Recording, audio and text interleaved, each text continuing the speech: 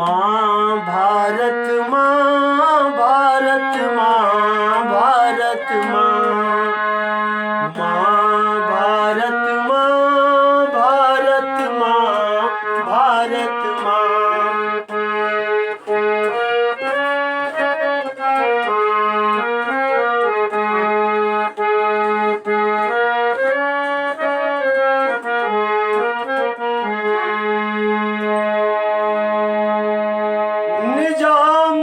निजामुद्दीन जमाते मरकज भरल मगज में गज बज बज बज माँ भारत माँ भारत माँ भारत माँ माँ भारत माँ भारत माँ भारत माँ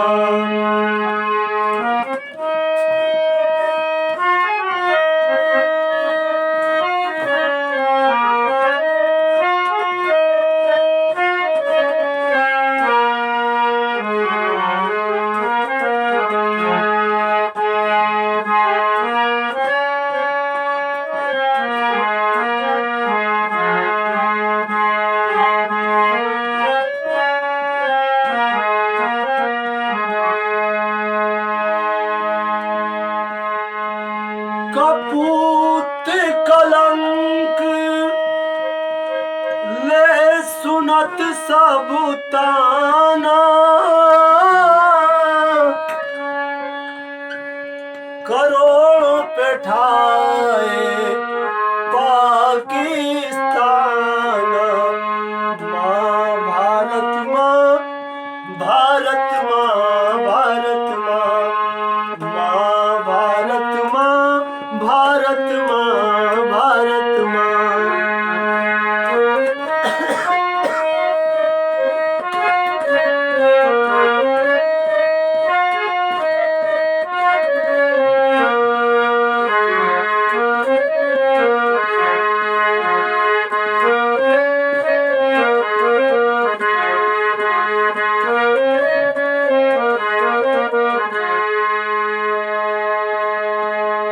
दो 2020 के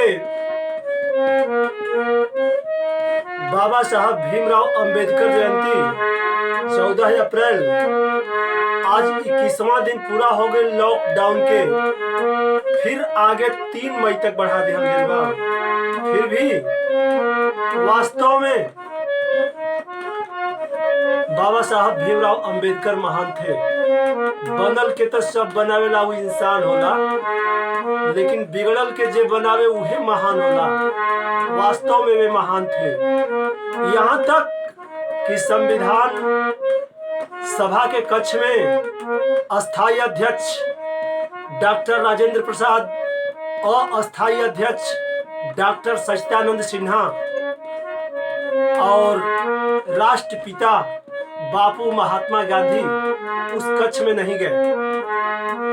बाबा साहब स्वयं कहते हैं कि देश की बात है, राष्ट्र की बात है, समाज की बात है, बापू जरा आप भी चलिए। महात्मा गांधी बोले, महात्मा गांधी बताए कि जरा सा मेरी एक बात पे ध्यान देते हुए तुम भी कुछ कर लेना। वैसे बाबा साहब जहां हो आप उस जगह पे मुझे जाने की जरूरत नहीं है, लेकिन अपने देश के मैं सभी गलियों में कूचों में घूमता हूँ, देहातों में और जगहों में, नगरों में, महानगरों में, शहरों में, तो हमारे देश में वे भी गलियां हैं कि जहां तन ढकने के लिए आधे कपड़े लोग पहनते हैं, पूरे तन को ढकने के लिए पूरा वस्त्र नहीं मिल पाता है। उन लोगों को ध्यान में रखते हुए ही संविधान बनाना। बापूजी बस इतना ही बोले और बताए कि आप तो स्वयं समझदार हैं, आपके होते हुए मुझे उस कक्ष में जाने की आवश्यकता नहीं है। और जहां तक लोग बताते हैं कि उस कक्ष में बापू नहीं गए, लेकिन बाबा साहब वास्तव में महान थे।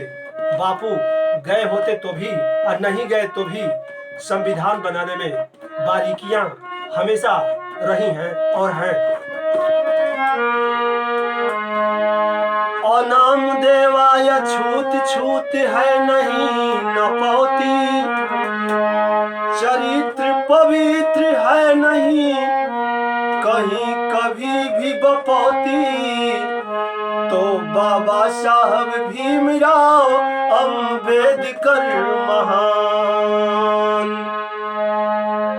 बताया ना कि लॉकडाउन चला था, ऐसे साजिंदा लोग भी जहां के तहां लॉकडाउन में बात कहीं कहीं सीन भी चल रहा बा यही से। लेकिन जयंती के अवसर पर हमें देहल आवश्यक बा, ऐसे दे रहल बानी। आप लोग ज्यादा साजिंदा के देखे के कोशिश मत करब, शब्द पे जरूर ध्यान दें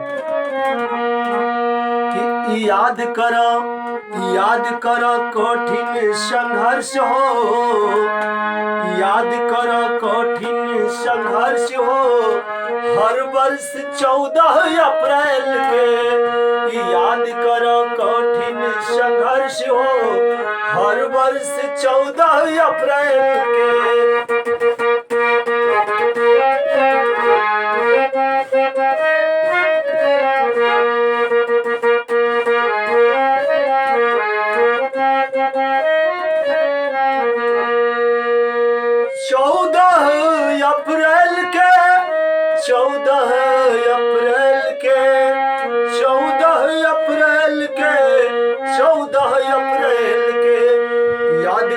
कठिन संघर्ष हो हर वर्ष 14 अप्रैल के।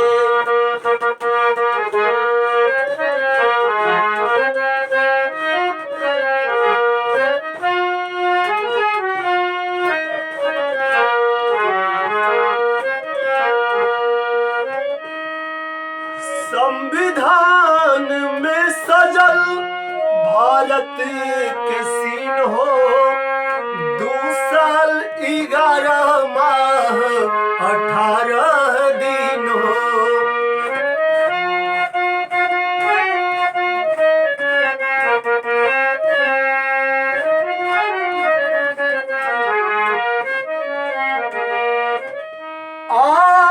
संविधान में सजल भारत के सीन हो 2 साल 11 माह लागल 18 दिन हो।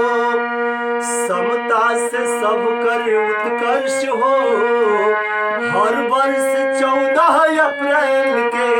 समता से सब कर उत्कर्ष हो हर वर्ष 14 अप्रैल के।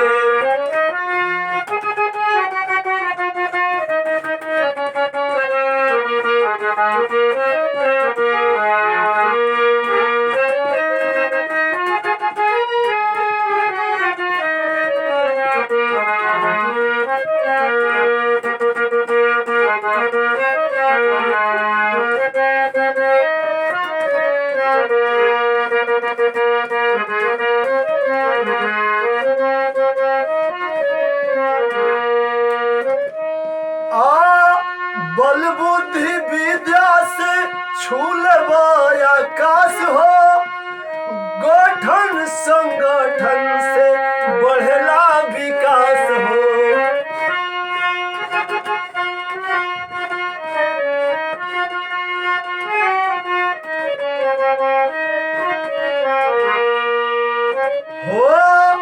बल बुद्धि विद्या से छूलेबा आकाश हो गठन संगठन से बढ़ला विकास हो। और नाम देवा हार्दिक अपार हर्ष हो। और नाम देवा हार्दिक अपार हर्ष हो हर वर्ष 14 अप्रैल के। याद करो कठिन संघर्ष हो हर वर्ष 14 अप्रैल के। 14 अप्रैल के 14 अप्रैल के 14 अप्रैल के 14 अप्रैल के। याद करो कठिन संघर्ष हो हर साल 14 अप्रैल के। याद करो कठिन संघर्ष हो हर वर्ष 14